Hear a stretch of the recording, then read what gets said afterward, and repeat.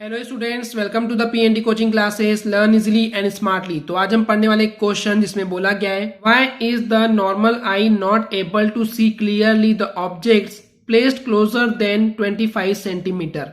तो इस क्वेश्चन का मतलब है कि जो नॉर्मल आईज होती है, जो नॉर्मल आंखें होती है, वो 25 सेंटीमीटर से ज्यादा पास में रखी हुई चीजों को साफ साफ क्लियरली नहीं देख पाता है। ऐसा क्यों?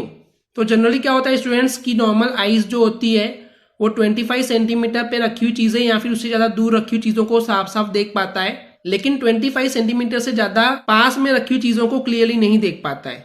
तो चलिए समझते हैं ऐसा क्यों होता है आंसर से। तो बेसिकली स्टूडेंट्स जो नॉर्मल आईज होती है वो 25 सेंटीमीटर से ज्यादा पास रखी हुई चीजों को नहीं देख पाता है क्लियरली साफ साफ।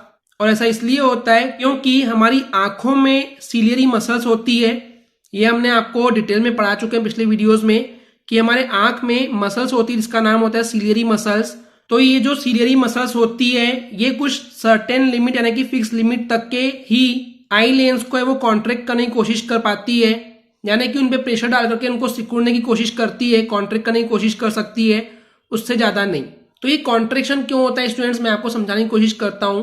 जब आपको कोई दूर की चीजें नहीं दिखाई देती है तो आप क्या करते हैं, अपने आंखों को थोड़ा सा प्रेस करते हैं, दबाने की कोशिश करते हैं।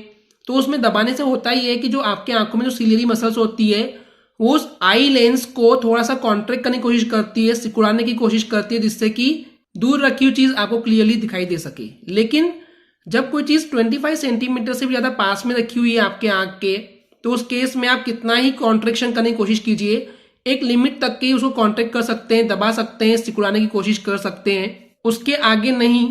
तो इसलिए आपने कभी ध्यान दिए होंगे अगर तो 25 सेंटीमीटर से अगर ज्यादा पास में कोई चीज आप रखते हो, अपने आंख के सामने रखते हो, तो आपको वो ब्लरी यानी कि धुंधली दिखाई देगी, क्लियरली नहीं दिखाई देगी।